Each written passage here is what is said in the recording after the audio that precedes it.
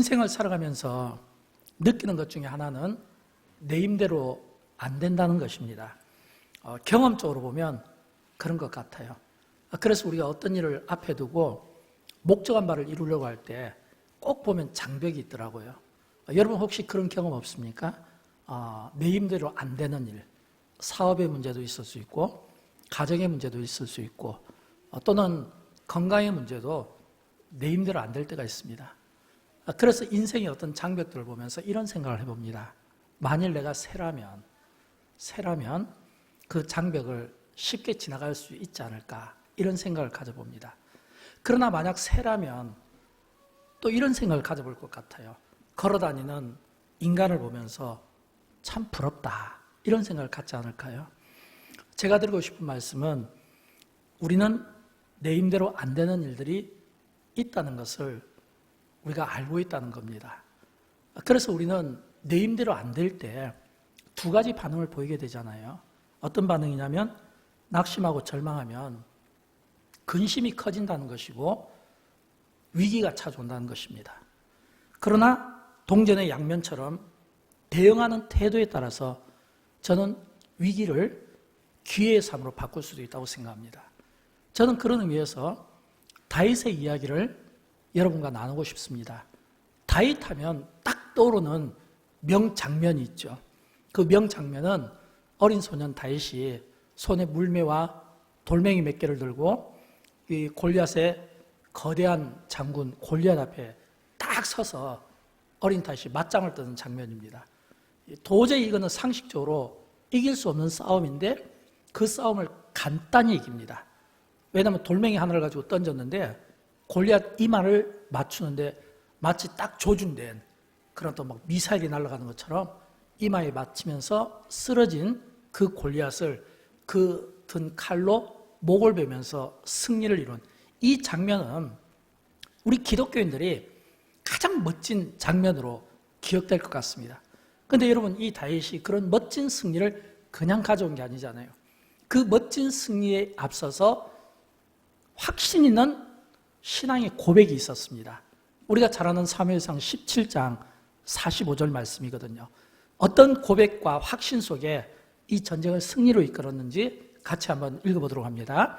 다윗이 블레셋 사람에게 이르되 너는 칼과 창과 단창으로 내게 나오거니와 나는 만군의 여호와의 이름 곧 내가 모욕하는 이스라엘 군대의 하나님의 이름으로 내게 나아가노라.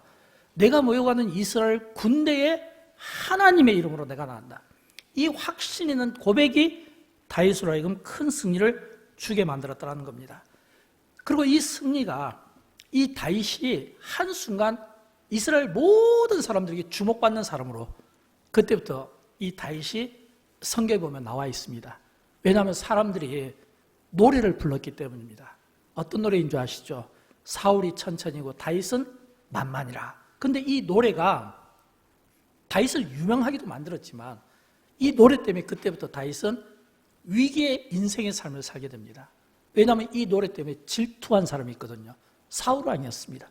이 사울왕이 이 노래가 들릴 때마다 너무 마음이 불편했어요.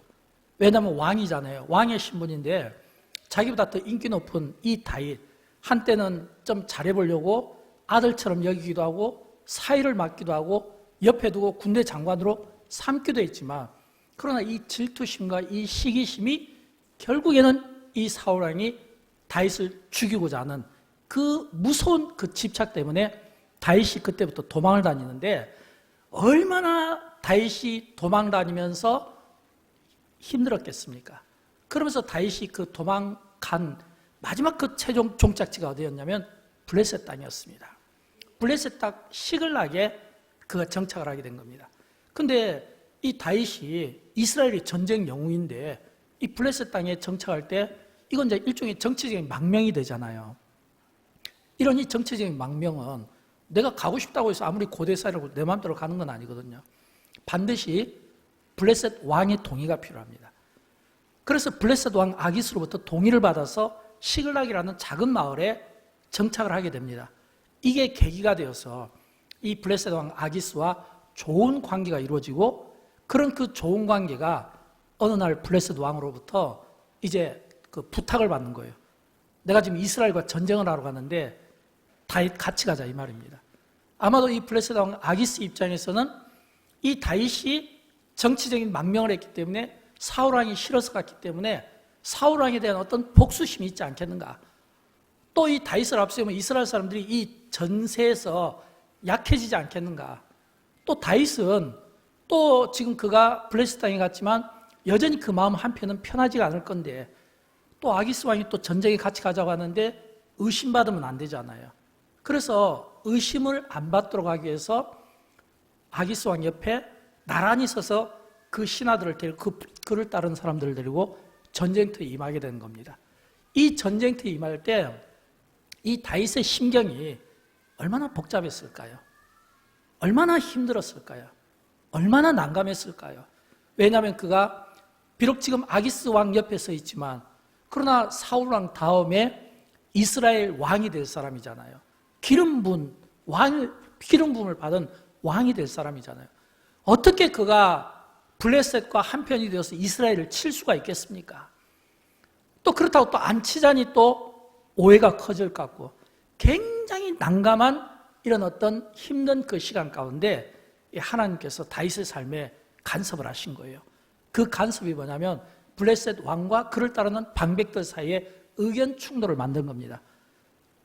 아기스 왕은 이 다윗에 대한 이 굉장한 신뢰가 있었기 때문에 옆에서 나란히 서서 이 전쟁에 싸우고 싶어 했지만 그러나 방백들은 다윗에 대해서 끊임없는 의심, 이 불편함, 이 다윗을 옆에 들어갔다 나중에 다윗이 우리를 치면 어떻게 하냐는 이런 이 방백들의 요청에 의해서 결국에는 아기스 왕이 이 다윗을 망명지로 다시 보내는 겁니다. 이건 하나님의 간섭하심이고 이거는 진짜 하나님의 인도하심이죠. 만약 거기서 다윗이 전쟁터에 나갔으면 얼마나 끔찍한 상황이 벌어졌겠습니까? 이스라엘 향해서 칠 수도 없고 블레셋을 친다는 것도 어려운 이 난감한 상황에서 그래서 이제 본문에 보면 1절에서 이렇게 시작하는 거예요. 이제 1절에 보면 다윗과 그의 사람들이 사흘 만에 시글락에 이른 때에 이 사흘이 다윗이 굉장히 마음고생이 심했던 사흘이었습니다. 그러나 다윗과 그의 사람들이 이 사흘 만에 시글락에 이르기 바로 직전까지는 그래도 다윗은 아무 피해가 없었어요. 마음만 상한 거죠. 마음고생만 있었지 피해가 없었다는 거예요. 그런데 딱 사흘 후에 시글락 땅에 도착하는 그 순간 이 다윗은 엎친 데 덮친 격으로 감당하기 어려운 끔찍한 상황이 거기에 벌어진 것을 목격하게 된 겁니다. 그 끔찍한 일이 오늘 본문 1절 후렴 부분에 나오잖아요. 우리 같이 한번 읽어보도록 할까요? 아말렉 사람들이 이미 네겝과 시글락을 침노하였는데 그들이 시글락을 쳐서 불사르고 바로 이 부분이에요. 지금 아말렉 사람들이 다윗이 자리를 비운 그 사흘입니다. 아마도 아말렉 사람들이 다윗이 전쟁터에 나갔다는 소문을 들었을지 모르겠습니다. 그러니까 그 비운 사이에 아말렉 사람들이 시글락을 침노했는데 침략하고 노력하면서 그 성읍 전체를 불질러 버린 겁니다. 그 상황 가운데서 다윗이 도착한 거예요. 그러면 이 다윗 눈에는 그를 따르는 그 많은 사람들 눈에는 뭐가 보이겠습니까? 타다나면 죄밖에 안 보이겠죠. 여기저기서 모락모락 아마 이렇게 연기 같은 거 이런 것도 보이겠죠. 굉장히 끔찍한 그 상황 앞에서 얼마나 기가 막히고 아마 말이 나오지 않았을 것 같아요. 왜냐하면 본문에 보면 거기 다윗과 그를 따른 모든 사람들이 울 기력이 없을 정도로 큰 소리를 내어서 울었다고 했거든요. 울 기력이 없을 정도로 큰 소리를 내어 울었다. 이거는 굉장히 이 마음에 찢어지는 이 고통과 아픔을 소리와 눈물로 표현한 거 아니겠습니까? 굉장한 고통스러운 시간이 있었어요. 그런데 그 고통 시간이 지나면서 그 다음에 어떤 상황으로 반전이 이어지냐면 이 백성들이 마음이 너무 슬프니까 그냥 운 것만 가지고는 이 양이 안 차는 거예요. 울면서도 그 안에 계속 그 마음에 상함이 있으니까 그들이 결정 내린 게 돌을 들어서 다윗을 치려고 한 겁니다. 오늘 본문 6절에 보면 나오거든요. 본문 6절에 보면 백성들이 자녀들 때문에 마음이 슬퍼서 그 슬픈 마음 때문에 다윗을 돌로 치려고 할 때 다윗이 크게 다급하였다. 이렇게 돼 있거든요. 여기에서 이 다급하였다라고 하는 이 다급하다는 이 히브리 말은 야차르입니다. 어떤 뜻이냐면 누르다, 이렇게 누르다, 또는 난처하다, 또는 괴롭다 이런 뜻이거든요. 그러면 백성들이 다윗을 향해서 돌을 치려고 할 때 다윗이 다급한 거예요. 이 다급하다는 이 표현 속에 크게 다급하였다. 이 표현은 지금 돌로 치러 가는 그들이 누굽니까? 백성들이잖아요. 그들이 누굽니까? 조금 전까지만 해도 블레셋과 함께 이스라엘 지위에서 다윗과 함께 전쟁터에 나갔다 온 사람들이잖아요. 가장 믿었던 사람이고 신뢰했던 사람이고 따랐던 그들이 지금은 돌을 들었다는 것은 살인적 동기거든요. 이 살인적 이 동기를 가지고 그 살인적 그 행동을 하는 이 다윗이 얼마나 당황스럽고 얼마나 불편했게 날아가는 겁니다. 이 다윗이 당황스럽고 불편하고 매우 힘든 이 상황을 시편은 이렇게 기록하고 있습니다. 시편 102편 6절과 7절 말씀을 같이 한번 읽어보도록 합니다. 나는 광야의 올빼미 같고 황폐한 곳에 부엉이 같이 되어 싸우며 내가 밤을 새우니 지붕 위에 외로운 참새 같으니라. 아멘. 여러분 이 시편의 표현을 보면 광야의 올빼미, 황폐한 곳의 부엉이, 지붕 위에 외로운 참새, 얼마나 다윗이 그를 향해 돌을 든 그 사람들 앞에 그가 다급한 이 모습이 얼마나 외롭고 얼마나 낙심되며 얼마나 고통스럽겠습니까? 왜냐하면 다윗도 본문에 보니까 두 아내가 함께 끌려갔다고 되어 있거든요. 이걸 보면 다윗은 피해를 안 본 게 아니라 다윗도 피해를 본 거예요. 똑같이 피해를 본 그 상황 속에서 그 모든 책임을 짊어져야 하는 이 다윗이 얼마나 힘들었을까라고 하는 겁니다. 저는 이 모습을 보면서 이런 질문을 가져봅니다. 왜 다윗이 위기를 맞게 됐는가라고 하는 겁니다. 여러분 왜 다윗이 이 시글락에서 이런 위기를 맞게 됐을까요? 중요한 것은 우리가 하나님의 섭리적 관점에서 보면 하나님의 자녀에게는 모든 일이 의미 없이 일어나는 일은 없다는 것입니다. 하나님의 자녀에게 일어나는 모든 일은 반드시 의미를 갖습니다. 그렇다면 다윗이 이 위기를 맞게 된 때도 뭔가 원인이 있지 않겠습니까? 다윗이 왜 이런 위기를 자초했을까라고 하는 겁니다. 그것은 다윗이 사울왕을 피해서 도망다닌 겁니다. 적어도 사울왕을 피해서 다윗이 도망다니더라도 선을 넘으면 안 되는 거예요. 선을 넘으면 그 선이 있잖아요. 근데 이 다윗은 계속해서 도망다니면서 선을 넘은 거예요. 왜냐하면 다윗이 도망간 곳이 어디냐면 주로 국경지대거든요. 여러분 이 국경지대라는 것은 나라와 나라 사이의 국경지대는 보면 특징이 있잖아요. 숲이 많다든지 서로 들어가지 못하니까, 아니면 동굴이 많다든지 자기 몸을 숨기기 좋으니까요. 그러니까 이 다윗이 모압 땅에도 한번 건너갔다 오고 블레셋 땅에도 한번 건너갔다 오고, 아마도 다윗 생각에는 그래도 국경지대에 있어야 사울이 쫓다가 숲에 도망가고 동굴에 도망가고 아니면 국경을 넘어가면 아무리 사울이 이스라엘 왕이라 하더라도 남의 나라 이방 나라에는 들어가면 전쟁 행위니까 아마 그런 생각이 있지 않았을까, 그런 생각을 갖게 되는 겁니다. 한 번은 선지자 갓이 다윗을 찾아와서 유다 땅으로 들어가라고 합니다. 사무엘상 22장 5절에 보면 선지자 갓이 다윗에게 이르되 너는 이 요새에 있지 말고 떠나 유다 땅으로 들어가라. 이 말은 뭐예요? 지금 다윗이 유다 땅 밖에 있다는 겁니다. 유다 땅으로 들어가라 이 말이에요. 유다 땅으로 들어가는 이 말에 그래도 다윗이 믿음이 있으니까 선지자의 말에 순종하고 갑니다. 순종이 제사보다 낫다는 것을 몸소 실천하고 다윗이 유다 땅으로 들어가는 거예요. 근데 유다 땅으로 들어갔는데 유다 땅에 들어가니까 또 사울왕에게 표적이 되잖아요.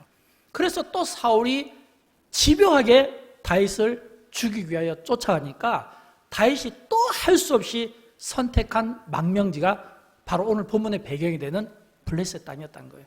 근데 그를 망명할 때 다윗이 어떤 생각을 가졌냐면 사무엘상 27장 1절을 보면 다윗이 어떤 마음으로 그가 블레셋 땅을 건너가는지 보여주고 있습니다. 같이 한번 읽어보도록 할까요? 다윗이 그 마음에 생각하기를 내가 후일에는 사울의 손에 잡히리니 블레셋 사람들의 땅으로 피하여 들어가는 것이 좋으리로다.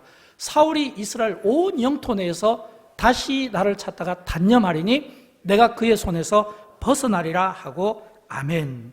여러분 이 말씀을 보면 다윗이 자기 마음에 생각하기를 내가 이 유다 땅에 있으면 잡힐 것 같으니까 블레셋 땅으로 들어가는 것이 좋다는 거예요. 이거는 다윗이 생각한 최선이었습니다. 다윗이 생각할 때 자기가 가장 지혜로운 방법이라고 생각했을지 모르겠습니다. 그런데 다윗이 가장 현명한 방법이라고 생각한 그 블레셋 땅이 오히려 다윗의 인생에서 지우고 싶은 가장 절망의 순간, 가장 어둠의 순간, 가장 고통의 순간을 자기 생각에 옳다고 생각한 것이 틀릴 수가 있다는 거예요. 그래서 성경은 우리에게 교훈을 주고 있잖아요. 나 여호와는 너희와 생각이 다르다. 나 여호와는 너희와 생각이 다르다. 이 말은 우리가 많은 경우 하나님의 뜻을 쫓는다고 하지만 여전히 우리 안에 있는 인간적인 이 생각이 작동하면 내 마음에 내가 블레셋 땅에 가면 옳을 것 같은데 내 마음이라는 거예요. 이게 지금 이 다윗이 선을 넘은 겁니다. 선을 넘을 때 이런 위험이 있다는 거예요. 그래서 우리는 어떤 문제 앞에서 현실적인 대안을 내놓기에 앞서서 우리 마음을 지키는 것이 중요합니다. 잠언에 보면 나오잖아요. 모든 지킬 만한 것 중에 더욱 내 마음을 지켜라. 생명의 근원이 예수입니다. 우리가 어려운 일을 당할수록 우리의 마음을 지키는 것이 중요합니다. 우리 마음을 다잡는 것이 중요해요. 우리가 마음을 잘 지킨다는 것은 어려운 큰 문제를 만나도 작게 느껴질 수가 있는 거예요. 그러나 우리가 마음을 지키지 못하면 작은 문제를 크게 보이고 실수할 수가 있는 겁니다. 그래서 우리는 어려운 문제를 당할 때마다 그 앞에서 우리가 마음을 다잡는 것이 중요합니다. 또 그러면서 저는 본문을 가지고 이런 질문을 해봅니다. 시글락에 몰아닥친 이 재앙, 끔찍하게도 아말렉 사람들에 의해서 시글락이라는 그 성읍이 전체가 다 불타버린 겁니다. 여러분, 불탄 그 현장을 보셨습니까? 가끔 우리가 뭐 영화라든지 TV에서 보잖아요. 한 번 화마가 지나가면요, 아무것도 없어요. 거기에는 화마가 지나가면요, 굉장히 끔찍한, 잃어버린 또는 어떤 빼앗겨본 이런 경험들이 있는 분들은 조금 이해가 될지 모르겠습니다. 물론 그런 경험들은 안 하는 게 좋습니다. 다 빼앗겨버린 거예요. 여기저기서 불탄 흔적들만 남아있는 그 끔찍한 이 시글락에 닥친 이 재앙을 통해서 무엇을 깨달아야 할까요? 우리가 다윗을 통해서 간접적으로 깨닫는 것은 이거 아닐까요? 우리가 잠시라도 방심하면 안 된다는 것을 깨닫게 된 겁니다. 잠시라도 방심하면. 다윗이 시글락에서 머문 1년 4년 동안, 1년 4개월 동안 그가 사흘 자리를 비운 겁니다. 그 사흘 동안 잠깐 자리를 비울 때 다윗이 이런 생각을 했겠습니까? 잠깐이라도. 그래서 성경은 우리에게 깨어있어라. 항상 깨어있어라. 깨어있을 것을 우리에게 말씀하는 거예요. 왜요? 우리가 깨어있지 못하면 한순간에 이런 허점들이 보이게 된다는 거예요. 더 중요한 것은 여러분, 마귀가 가장 잘하는 게 뭡니까? 우리 허점을 우리보다 더 잘한다는 겁니다. 우리가 10가지 가운데 9가지 장점이 있다 할지라도 한 가지 약점이 있고 단점이 있고 허점이 있으면 이 마귀는 굉장히 스마트하거든요. 너무너무 잘하는 거예요. 그래서 그 허점을 집요하게 공격하는 그런 공격성을 가지고 있는 게 이게 마귀의 특징이잖아요. 다윗이 그가 조금만 생각이 있었다면, 그가 하나님께 기도하고 물었다면 당연히 그 시글락에 있는 많은 부녀자들과 아이들이 있을 텐데 그들을 놓고 남자 하나 두지 않고 병사 하나 두지 않고 다 떠났다는 게 말이 안 되잖아요. 한 절반이라도 남겨둬야 되는데 이게 다윗의 허점이에요. 다윗이 이런 실수를 통해서 이런 끔찍한 이 재앙이 그 성읍에 찾아왔다고 하는 겁니다. 저는 이런 의미에서 우리가 한순간 방심하면 아차하는 순간에 이런 시글락에 몰아닥친 이런 재앙들을 경험할 수 있다는 것을 우리는 성경을 통해 간접적으로 우리가 보면서 영적인 어떤 교훈들을 얻어야 되지 않을까요? 그러나 한편으로 이 다윗은 비록 그가 그런 그 방심을 통해서 시글락이 큰 재앙을 당한 것은 맞지만, 그러나 앞에서 설교할 때 동전의 양면성이 있는 것처럼 이 위기 대응 능력을 보면 그래도 다윗은 믿음이 있는 것 같습니다. 왜냐하면 위기 대응 능력을 보면 역시 지도자다운 모습을 이 다윗에게서 발견하기 때문에 그렇습니다. 제가 3가지로 이 다윗이 그 위기 속에서 취한 그 태도를 보게 되는데 이것은 오늘 위기 가운데 살아가는 우리에게도 도움이 될 것 같아요. 첫째는 그 위기 속에서 다윗이 하나님의 간섭하심을 보게 된 겁니다. 무엇을 뜻할까요? 다 죄만 남은 곧, 물론 성경에 나와 있지는 않지만, 그래서 사람들은 막 울을 때, 돌을 들었을 때 다윗은 바라보는 관점이 달랐던 것 같아요. 왜냐하면 가만히 보니까 그 탄 흔적 가운데 사람의 시체는 없잖아요. 그 탄 흔적 가운데 짐승의 시체는 없잖아요. 오늘 우리가 읽었던 본문 가운데 보면 2절과 3절과 5절에서 1절에서 성읍이 다 불탔다고 되어 있거든요. 2절에서 사로잡혀 간지라, 3절에서 사로잡혀 간지라, 5절에서 사로잡혀 간지라. 그러면 다윗은 그 위기 가운데 뭘 봤냐면, 사람들, 부녀자들, 아이들, 짐승들, 모든 생명체는 하나도 타 죽은 게 없어요. 사로잡혀 갔다는 겁니다. 하나님의 관점에서 보면, 은혜적 관점에서 보면 이건 굉장한 은혜입니다. 왜냐하면 다 사로잡혀 갔다는 것이 본문에서 3번이나 등장한다는 것은 이건 내가 쫓아가서 다시 찾아올 수 있다는 거거든요. 또 뿐만 아니라 사흘이잖아요. 사흘 동안 일어난 일이잖아요. 그렇다면 사흘 동안 일어났다는 이것은 고대 사이에서는 그냥 달리는 거니까 이게 충분히 따라잡을 수 있는 시간이거든요. 만약 예를 들어서 다윗이 아말렉과 전쟁에 가서 한 달쯤 있었는데 한 달 전에 이 일이 터졌다면 이거는 수습이 불가능한 일입니다. 그러나 사흘이라는 이 기간은 언제든지 쫓아갈 수 있는 그 기간이라는 겁니다. 그렇다면 다윗은 그가 은혜적 관점에서 상황을 보았을 때 그 상황은 지금 울 수밖에 없는 상황이고 낙심될 수밖에 없는 상황이고 지금 사람들이 돌로 자기를 치러 가니까 다급한 매우 불편한 상황 가운데지만 그 가운데서도 은혜적 관점에서 보면 아직은 기회라는 겁니다. 아직은 내가 상황을 반전시킬 수 있는 그런 하나님의 간섭하심이 다윗의 삶 가운데 있고 하나님의 일하심을 다윗이 볼 수 있는 안목이 있었다는 거예요. 이게 뭐냐면 믿음의 관점이거든요. 여러분, 우리가 아무리 위기를 당해도요, 우리 속담에 있잖아요. 정신 차리면 어떤 위기 가운데서도 살아나갈 수 있는 길이 있고 돌파할 수 있는 길이 있고, 우리 어렸을 때 그런 말 우리 부모님들한테 많이 들었지 않습니까? 지금 이 다윗은 상황 가운데서 바로 백성들과 이 점이 달랐던 겁니다. 두 번째 다윗에게서 보는 것은 지도자적인 모습입니다. 저는 이 다윗을 보면서 그가 지도자로서 책임을 회피하지 않는 모습을 보게 되었습니다. 이 책임을 회피한다는 것은요, 어려운 상황, 부담스러운 상황, 위험한 상황 만나면 제일 먼저 지도자가 도망가거든요. 지도자가 그 자리에 함께 안 있는 거예요. 근데 오늘 본문에 보면 다윗이 백성들과 함께 있었습니다. 백성들과 함께 울었습니다. 심지어는 백성들이 마음이 슬퍼서 다윗을 향해서 돌을 치려고 할 때도 피하지 않았습니다. 피하지 않았다는 것은 책임을 지겠다고 하는 그런 지도자의 모습 아닐까요? 피하지 않았다는 이 이야기는 고난도 함께 했지만 내가 죽더라도 내가 피하지 아니하겠고, 내가 이것 때문에 그 백성들을 위로하고 달래고 어떤 언변을 통해서 상황을 반전시키기 위해서, 위기를 모면시키기 위해서 인간적인 방법을 다윗이 사용하지 않았다는 겁니다. 본문에 보면 다윗이 인간적인 방법을 사용한 흔적이 없어요. 오히려 지도자다운 모습은 백성들과 대조적인 모습을 본 겁니다. 하나님의 간섭하심을 본 것처럼 이 다윗이 백성들이 돌을 치러 갈 때 오히려 다윗은 본문에 보면 하나님을 힘입어 용기를 얻었다는 거예요. 세 번째거든요. 하나님을 힘입어 용기를 얻었다는 겁니다. 본문 6절에 보면 나오죠. 본문 6절을 한번 우리 같이 한번 읽어보도록 할까요? 백성들이 마음이 슬퍼서 다윗을 돌로 치자니 다윗이 크게 다급하였으나 그의 하나님 여호와를 힘입고 용기를 얻었더라. 아멘. 저는 이게 지도자의 참 중요한 모습이라고 생각합니다. 백성들이 왜 다윗에게 돌을 치려고 했을까요?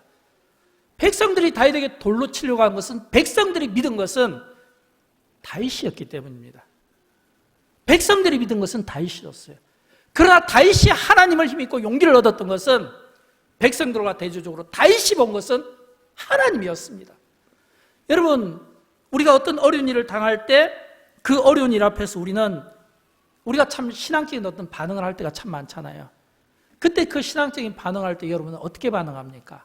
백성들처럼 상황이 어려우니까 그 상황 속에서 슬피 울며 괴롭고 안 되면 누군가에게 책임을 묻기 위해서 희생양을 찾는 그런 삶을 우리가 살고 있지는 않은지, 아니면 그 가운데서도 여전히 그 상황을 주도하시고 일하시는, 우리의 삶 가운데 간섭하시며 우리의 삶에 의미를 부여하시는 하나님께 소망을 두고 하나님을 힘입고 용기를 얻을 것인지, 이 결정이 필요하지 않을까요? 다윗이 지도자다우면서 그가 하나님을 힘입고 용기를 얻었다는 것은 본문 7절과 8절입니다. 본문 7절과 8절에서 다윗은 하나님 앞에 예배하고 기도하면서 응답을 받았기 때문입니다. 어떤 내용인지 우리 같이 한번 읽어보도록 할까요? 아들 제사장 아비아달에게 이르되 원하건대 에봇을 내게로 가져오라. 아비아달이 에봇을 다윗에게로 가져가매 다윗이 여호와께 묻자와 이르되 내가 이 군대를 추격하면 따라잡겠나이까 하니 여호와께서 그에게 대답하시되 그를 쫓아가라. 내가 반드시 따라잡고 도로 찾으리라. 아멘. 저는 이 모습에서 참 다윗의 위대함을 보게 됩니다. 여러분, 다윗의 위대함은요, 다른 게 아니에요. 당연한 일을 당연하게 하는 겁니다. 우리는 많은 경우 당연한 일에 대해서 소홀히 여기는 경우가 있습니다. 당연한 건 뭐예요? 우리가 하나님을 믿으니까 믿는 자답게 하나님 앞에 예배하고 기도하고 묻고 응답받는 거, 이게 당연한 일이잖아요. 어떤 의미로 보면 지금 이 상황이, 우리가 그냥 본문을 읽으니까 그렇지, 우리가 이 상황 속에 들어간다면 지금 뭐 에봇을 가져와라, 이 말은 지금 내가 하나님 앞에 제사를 드리겠다는 뜻이거든요. 다윗이 여호와께 묻자고 이러는데 이건 지금 하나님 앞에서 지금 다윗이 기도한다는 뜻이잖아요. 그러나 상황을 보면요, 그런 상황이 아니에요. 빨리 지금 블레셋을 추격해야 되죠. 한 걸음이라도 더 가야 되죠. 마음이 급하잖아요. 근데 마음이 급하기 때문에 우리가 당연한 일을 놓칠 때가 있거든요. 당연한 건 뭐예요? 당연히 하나님께 물어보는 겁니다. 이런 상황 같으면 물어볼 필요도 없죠. 무조건 달려가면 되는 거예요. 쫓아가는 게 더 급해요. 근데 그게 아니에요. 여러분, 우리가 당연한 기도가 뭐가 있을까요? 일상의 기도, 당연한 기도, 생활의 기도, 또는 가정의 기도, 이건 당연하잖아요. 근데 다윗이 위대한 것은 이런 이 당연한 기도를 당연하다고 생각하지만 하나님께 묻고 하나님께 기도했다는 점입니다. 이게 다른 거예요. 신앙생활이란 결정이 필요합니다. 선택이 필요해요. 내가 신앙생활을 한다는 것은 내가 내 힘으로 살아갈 건지 하나님의 힘으로 살아갈 건지 이걸 선택하는 거예요. 내 힘으로 살아가면 결국은 내 뜻대로 살아갈 수밖에 없기 때문에 잘 될 것 같아도 자기 힘으로 살아가는 사람은 절대 기도하지 않기 때문에 일이 잘 되지 않습니다. 기도한다는 것은 내 뜻대로 사는 게 아니라 하나님의 뜻대로 산다는 겁니다. 지금 다윗이 이 당연한 이 일을 오늘 우리에게 들려주고 싶어 한다는 거예요. 그리고 본문에 보면 다윗이 당연한 기도를 드렸을 때 하나님께서 그 기도를 기쁘게 받으십니다. 그리고 그 급한 그 상황을 아시고 대답도 급하게 해주셔요. 급한 기도는 또 급하게 또 주시더라고요. 본문에 보면 얼마나 급하게 받았는지 알 수가 있어요. 다윗이 기도하니까 하나님이 바로 응답 줬거든요. 빼앗은 거 다 돌려 찾으니까 가라. 그러니까 다윗이 백성들을 독려하고 그들을 앞세워서 갔는데 어떤 결과를 얻게 되었는지 본문 18절부터 20절까지 같이 한번 읽어보도록 할까요? 다윗이 아말렉 사람들이 두 아내를 구원하였고 그들이 약탈하였던 것, 곧 무리의 자녀들이나 빼앗겼던 것은 크고 작은 것을 막론하고 아무것도 잃은 것이 없어. 모두 다윗이 도로 찾아왔고 다윗이 또 양떼와 소떼를 다 되찾았더니, 이 본문 말씀을 보면 다윗이 하나님께 기도하였더니 하나님께서 응답을 주셨거든요. 쫓아가면 된다. 그래서 순종하는 마음으로 쫓아갔더니 다 도로 찾았다는 거예요. 빼앗아갔던 모든 것을 도로 찾아갔다는 거예요. 아무것도 잃은 것이 없다는 겁니다. 다 되찾았다는 겁니다. 그러면 결과적으로 보면 다윗은 잃은 것이 없어요. 잃은 것은 삶의 터전이지. 빼앗겼던 것 모든 것들을 다 다시 찾아왔다는 겁니다. 무엇을 우리에게 가르쳐주고 있을까요? 다윗이 순종하고 나갔을 때 하나님께서 다윗에게 회복과 승리를 주실 때 잃어버린 모든 것들을 다시 다 찾게 하고 오히려 다윗의 왕국을 더더욱 견고하게 만들었을 뿐만 아니라 하나님의 인도하심을 받는 자의 삶은 이러해야 된다는 것을 우리에게 보여주고 있는 겁니다. 우리는 많은 경우 우리의 인생을 내가 설계하려고 합니다. 내가 디자인하려고 합니다. 그러니까 자꾸 어그러지는 거예요. 여러분, 내가 내 인생을 설계하고 디자인하는 것이 아니라 하나님이 내 인생에 대해서 설계하고 디자인하면 우리는 순종하는 마음으로 그 설계에 따라서 집을 짓는 게 이게 우리의 역할인 거예요. 그런데 우리는 거꾸로 해요. 내가 설계하고 내가 디자인하고 하나님이 집을 져주는 거예요. 그러다 보니까 부딪힐 때가 있다는 거예요. 하나님이 내 인생에 대해서 책임지시고 하나님께서 내 인생을 이끌어 가실 때 이끌어 가시는 분이시기 때문에 비록 내가 깊은 수렁에 빠진다 할지라도 절망 가운데 있다 할지라도 그 가운데서 하나님은 이렇게 세워주시고 건져주시는 분이신 것을 우리에게 보여주고 있는 겁니다. 저는 오늘 이 본문 말씀을 가지고 한 주 동안 묵상하고 설교를 준비하면서 내내 제 안에 있었던 불편한 마음이 있었습니다. 그 불편한 마음, 그 질문은 한국 사회가 교회를 향해서 비난하고 비난의 수위를 높이고 돌을 든 겁니다. 여러분 마음들이 많이 아프시죠? 교회를 섬기는 목사 입장에서 저도 정말 불편하고 마음이 아픕니다.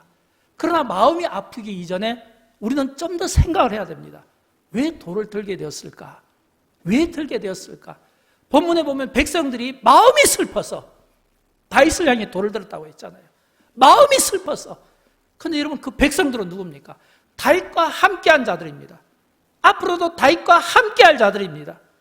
함께해야 될 그들이 돌을 들게 된 것은 마음에 슬퍼서. 그런데 왜 들었다고요? 다윗에 대한 그 믿음이 깨어졌기 때문이에요. 그런 것처럼 많은 경우 비난하고 돌을 들을 때는 이걸 우리가 좀 긍정적인 표현으로 보면 사실은 기대치라고 생각합니다. 한국 교회에 대해 갖는 기대, 교회에 대해 기대, 믿는 사람들에 대한 기대, 이런 기대들이 무너지고 이런 기대들이 이루어지지 않을 때 그 상실감이 돌을 들고 비난할 수 있다는 것을 우리에게 보여주는 거예요. 그러나 우리 그리스도인들은 좀 더 기독교적 관점에서, 우리가 좀 더 기독교적인 관점에서 보면 사실은 성경 그 어디에도 사람이 믿을 존재가 된다고 우리에게 말씀한 적이 없습니다. 오히려 도울 힘이 없는 방백들을 의지하지 말라고 가르치는 거죠. 여러분 사람을 믿습니까? 믿지 마십시오. 사람은 절대 믿을 존재가 못 돼요. 사람을 믿는 순간 넘어지게 되어 있어요. 백성들이 넘어졌던 것처럼 성경 속에 나오는 수많은 믿음의 사람들, 믿음의 길을 걸었던 영적인 사람들, 성경은 그들의 그 삶을 우리에게 조명시키고 본받게 하지 믿으라는 게 아닙니다. 사람은 믿으면요 반드시 넘어지고 믿었던 사람에게 반드시 실망당하고 상실감을 가질 수 있다고 하는 겁니다. 그래서 우리가 믿을 분은 하나님이지 사람이 아닌 거예요. 그러므로 경건한 성도는 고난을 통해 인내를 배우고 고난 속에서 하나님의 자비를 배우고 침묵하고 오히려 고난을 통해서 하나님의 은혜를 깨닫는 것이 중요합니다. 그런데 여러분 아십니까? 다윗이요, 그가 인생에서 돌에 맞아 죽을 뻔한 일이 오늘 본문 말고 또 있어요. 오늘 본문은 다윗이 사울 왕을 피해서 도망 다니다가 그가 잘못된 선택이 결과가 되어서 이 그를 따르던 모든 사람들이 배신감 때문에 돌을 들었는데요. 또 우리가 사무엘하에 보면 이런 이야기가 나오잖아요. 다윗이 그때는 왕의 신분입니다. 쫓기는 신분이 아니에요. 근데 왕의 신분인데 자기가 믿었던 장수들이 아들 압살롬과 반란을 일으킵니다. 그래서 다윗이 도망가는 거예요. 그때도 맨발로 울면서 엉엉 도망가는 거예요.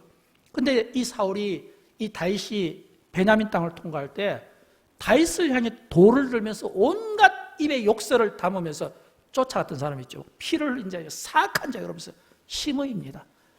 이 시므이가요, 다윗을 향해서 얼마나 저주를 막 퍼붓고 이 막 돌을 드는지, 이 다윗이 얼마나 괴롭겠습니까?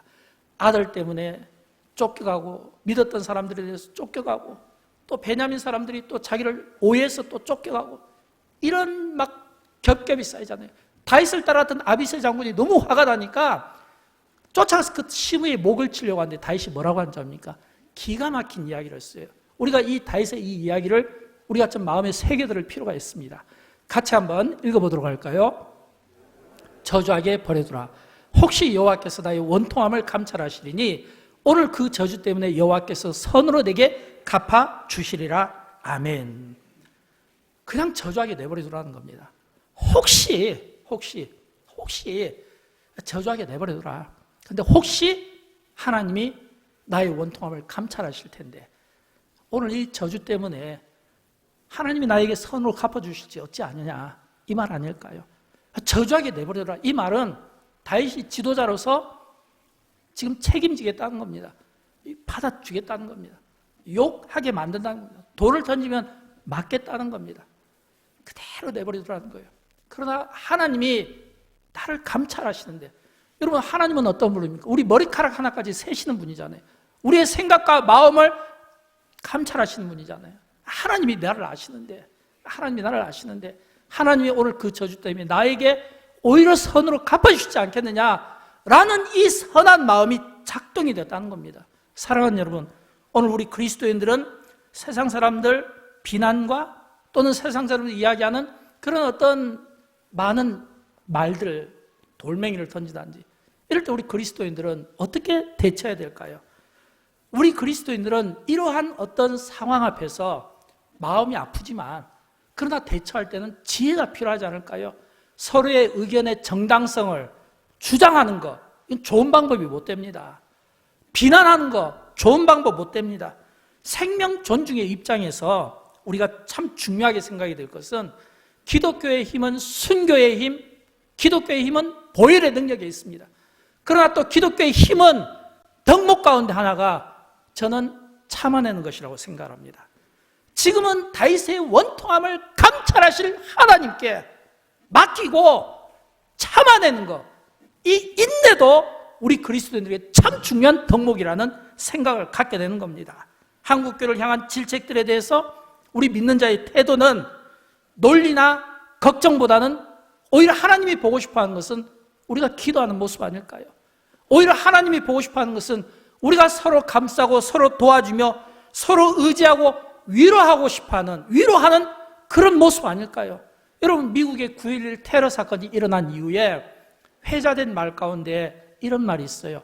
First in, last out. First in, last out. 이 이야기는 미국 그 9.11 테러 사건 때 소방관들의 그 희생적인 정신을 되새기면서 이 말이 나온 겁니다. 먼저 들어가고 제일 마지막에 나오는 거. 저는 이게 기독교의 정신이라고 생각합니다. 여러분, 기독교의 정신, 다윗이 하나님과 자신과의 관계를 목자로 비유한 것은 그가 경험 아니겠습니까? 어떤 경험요? 그가 목동으로서 경험한 것은 목자는 절대로 양을 버리지 않는다는 겁니다. 목자는 절대로 양을 포기하지 않는다는 겁니다. 다윗이 하나님을 목자로 여겼던 것은 그 경험에서 나온, 저는 그 통찰력이라고 생각합니다. 왜냐하면 여러분, 어떤 목자가 양을 버리며 어떤 목자가 양을 포기합니까? 그런 것처럼 하나님이 우리의 목자가 되어주시고 하나님이 우리를 포기하지 아니하시고 하나님이 우리를 버리지 않으시는 거예요. 그러므로 믿는 우리는 이런 어려운 때에 우리가 서로를 존중하고 위로하고 세워주고 이 가운데서 우리가 함께 기도하는 모습들을 보고 싶어 하지 않겠냐는 거예요. 영광교회 슬로건이 뭡니까? 함께 웃고 함께 웃는 공동체잖아요. 이 말은 내가 혼자가 아니라는 거예요. 다윗이 시편에서 기도했던 것은 하나님, 내가 혼자 부엉이처럼 밤새 울고 있네요. 하나님, 내가 지금 혼자 외로운 참새의 신분이에요. 이게 아니잖아요. 함께 울어줄 수 있고 함께 웃어줄 수 있는 이런 이 공동체의 아름다운 공동체 있잖아요. 그러므로 우리 그리스도인들이 경계해야 될 것은 맹목적 비판이 아니라 올바른 판단입니다. 여러분, 진정한 공동체는 생명을 존중히 여길 뿐만 아니라 아파하고 힘들어하는 사람들에 대해서 비난하거나 손가락질하면 안 됩니다. 또 코로나 바이러스로 인해서 어려움 당하고 고난받는 분들을 위해서 우리가 아파하고 기도해 줄 수 있는 이런 따뜻한 마음이 필요합니다. 한국교회가 겪고 있는 이런 많은 어려움들을 보면서 여러분 많이 힘드시잖아요. 그것 때문에 마음 상하는 일들 많죠. 때로는 분노가 이럴 때도 있죠. 때로는 그것 때문에 괴로움을 당하죠. 그것 때문에 우리가 어떤 감정을 표현하기 이전에 자신을 돌아보는 시간을 가졌으면 좋겠어요. 다윗이 고난을 받은 것은 자기 생각 때문이었습니다. 하나님이 그에게 주시는 그 연단, 그 훈련이 길게 느껴진다고 생각하니까 인간적인 판단을 쓴 거예요. 마찬가지예요. 우리가 많은 경우 신앙생활하면서 우리가 신앙 있고 믿음 있고 우리의 믿음을 자랑하고 싶으면서도 우리가 번번이 실수하는 것은 자꾸 우리 시간표를 가지고 생각을 한다는 거예요. 하나님의 인도함을 받는 자들은 하나님의 시간표 앞에 나를 세우는 것이 중요해요. 그러나 우리는 거꾸로 하잖아요. 하나님의 인도함을 받는 사람들은 하나님의 시간표 안에 나를 두는 겁니다. 우리가 길게 느껴지지만 하나님의 시간표 안에서는 짧을 수밖에 없는 거예요. 하나님 앞에서 나를 내어드리는 겁니다. 그러므로 참 정말 우리 그리스도인들이 제가 볼 때는 가장 어려운 때를 만난 것 같아요. 경제적인 어려움이 아닙니다. 오히려 삶은 풍요롭습니다. 영적으로 어렵습니다. 신앙생활하기가 어렵습니다. 이런 이 어려운 때에 우리 그리스도인들은 오히려 자신을 돌아보고 하나님의 시간표 안에 나를 넣고 하나님의 그 시간표 안에서 우리를 돌아보는 이런 영적인 성숙함이 오늘 우리 그리스도인들에게 필요하지 않겠습니까?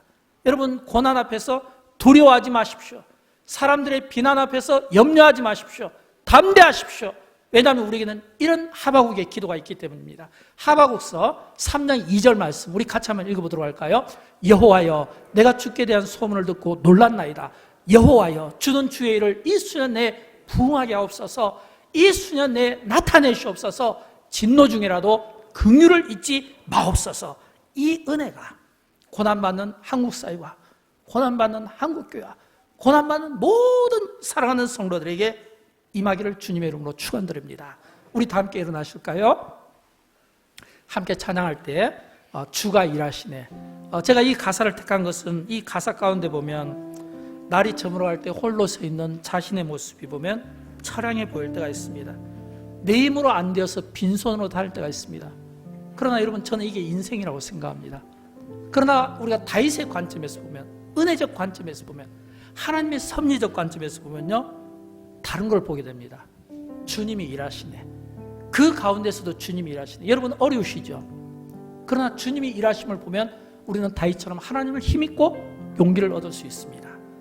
고난 받으십니까? 하나님의 관점에서, 은혜의 관점에서 보면 하나님을 힘입고 용기를 얻을 수 있습니다. 주님이 일하시기 때문입니다. 이 찬양을 통해서 주님이 우리의 생애 가운데 일하심을 다시 한번 고백하는 시간을 가졌으면 좋겠어요. 함께 찬양하도록 할까요?